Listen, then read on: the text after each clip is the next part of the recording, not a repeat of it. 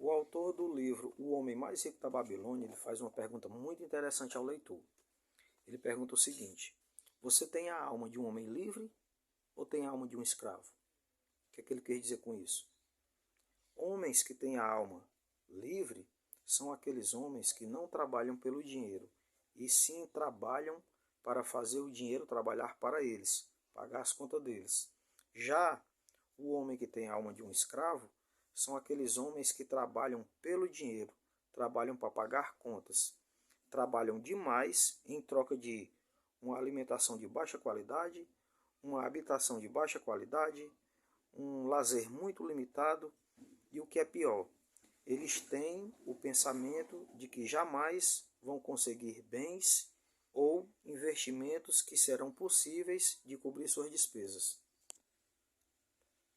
Esse livro ele é muito bom justamente para aquelas pessoas que acham que vivem, né, que têm uma renda muito pouca e acham que não tem solução, que estão condenadas a passar o resto da vida naquela condição financeira.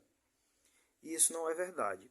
Segundo o autor, nós devemos separar 10% da nossa renda para pagar a si mesmo. O que é que isso significa?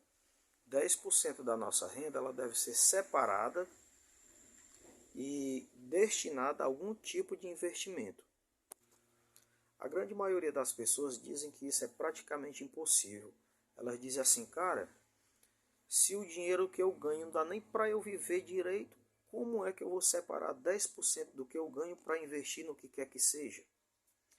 Essas pessoas são consideradas pessoas mal educadas financeiramente, porque elas não conseguem guardar, não porque ganham pouco, porque independente do que elas ganham, mesmo se hoje elas dobrassem o salário delas, ainda assim elas não conseguiriam guardar nada, porque isso é uma cultura de cada um de nós, da maioria da sociedade tem essa cultura de não economizar, não guardar dinheiro, não poupar.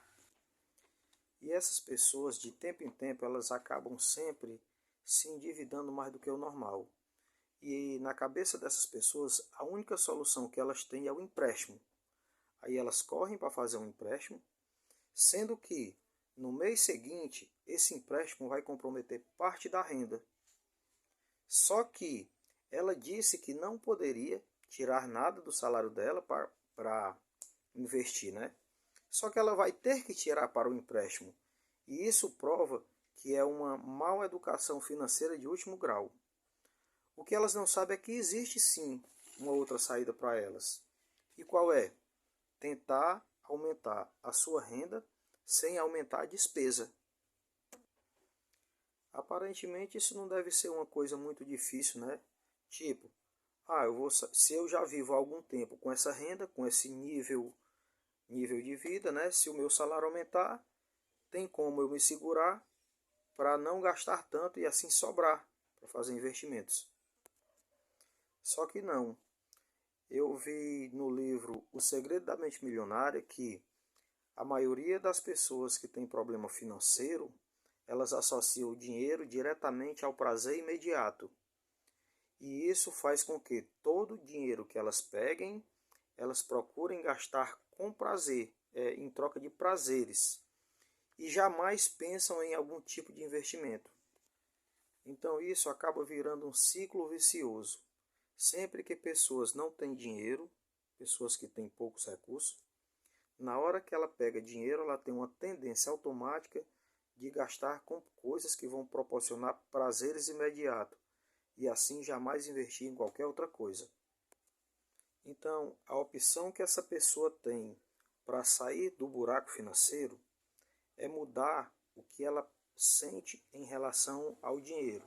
Tipo, em vez dela associar o dinheiro ao prazer imediato, associar o dinheiro à liberdade financeira. Segundo o autor desse livro, O Homem Mais Rico da Babilônia, ele disse que um exercício bom é toda vez que você pensar em uma dívida, olhar para essa dívida como sendo um inimigo. E toda vez que você pensar em cada real investido, você pense nesse dinheiro como sendo um escravo trabalhando para você. Aí nesse momento você deve estar se questionando assim, cara, como que uma pessoa que ganha um salário mínimo vai manter uma casa e ainda assim separar 10% para investimento. E mesmo que isso fosse possível, 10% de um salário mínimo é tão pouco que talvez a pessoa passaria uma vida juntando dinheiro e talvez não conseguisse comprar nem sequer uma simples casa. Só que o que a maioria das pessoas não percebem é que a principal proposta desses 10% guardado não é necessariamente guardar 10%, é mudar a mentalidade financeira de cada um, criando o hábito de poupar, de investir e de criar maneiras novas de ganhar dinheiros extras. Para você que não tem como tirar um centavo do seu salário para poupar e também não tem como você diminuir a sua renda, ou melhor, diminuir a sua despesa, você deve começar agora mesmo a pensar em alguma maneira de ganhar um dinheiro extra fora do seu trabalho. A princípio, a solução única é essa.